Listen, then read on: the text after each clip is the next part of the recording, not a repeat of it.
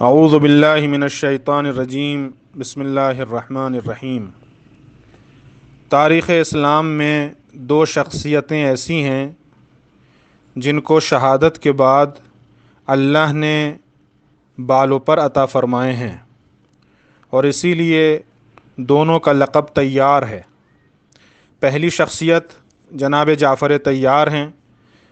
جنگ موطا میں ان کے دونوں بازو قلم ہو گئے، دونوں ہاتھ قلم ہو گئے، جس کے بدلے میں اللہ نے جنت میں انہیں دو پر عطا فرما دیے، اور ان پروں کے ذریعے سے فرشتوں کے ساتھ جنت کی وسعتوں میں پرواز کرتے رہتے ہیں۔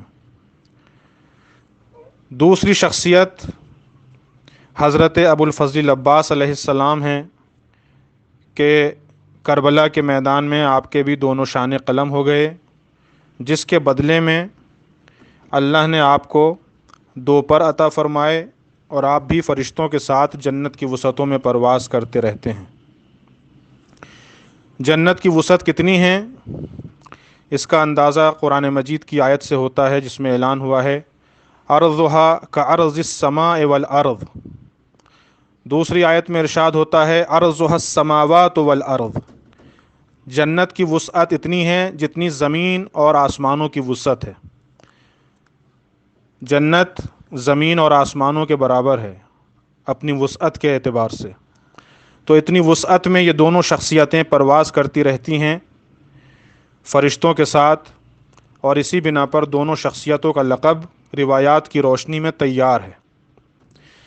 اب اس کے آگے جس روایت کو پیش کیا جا رہا ہے، اس روایت کے ذریعے نماز شب پڑھنے والوں کی عظمت کا اندازہ لگائیے کہ حضرت علی علیہ السلام فرماتے ہیں کہ جنت میں ایک درخت ہے جس کا پھل بہترین لباس ہیں، اور اس کے نیچے، اس درخت کے نیچے سے چت کبرے گھوڑوں کا لشکر برآمد ہوتا ہے۔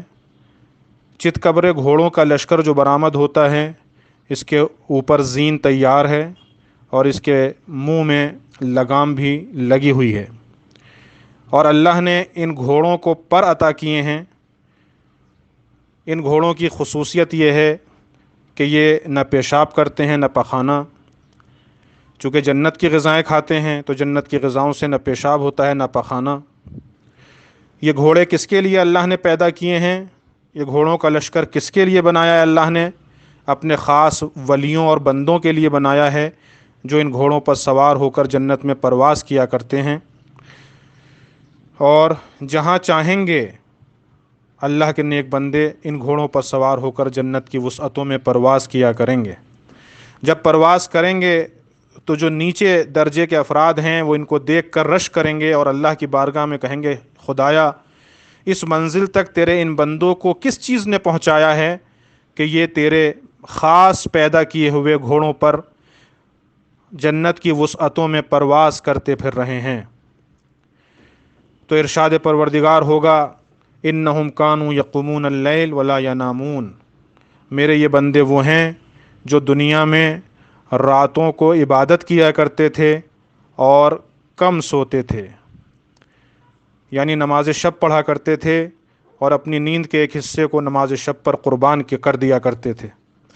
وَيَصُومُونَ النَّهَارَ وَلَا يَأْكُلُونَ، اور دن میں روزہ رکھتے تھے اور کھانا نہیں کھاتے تھے۔ وَيُجَاهِدُونَ الْعَدُوَّ وَلَا يَجْبُنُونَ، دشمن سے جہاد کرتے تھے اور دشمن اسلام کے مقابلے میں بزدلی کا شکار نہیں ہوتے تھے۔ وَيَتَصَدَّقُونَ وَلَا يَبْخَلُونَ، اور یہ اللہ کی راہ میں صدقہ دیتے تھے اور اللہ کی راہ میں خرچ کرنے میں کنجوسی سے کام نہیں لیتے تھے۔ اب اس پرواز جو جنت میں، اس پرواز کے مصداق ہیں یہ، اور یہ پرواز کر رہے ہیں اللہ کے بندے، ہو سکتا ہے کہ پرواز واقعی معنوں میں پرواز ہو، اور ہو سکتا ہے کہ اس پرواز سے مراد مقام قرب الہی ہو کہ یہ بندے اللہ کے قرب کی انتہائی منزل تک پہنچ چکے ہیں۔ والسلام علیکم ورحمۃ اللہ وبرکاتہ۔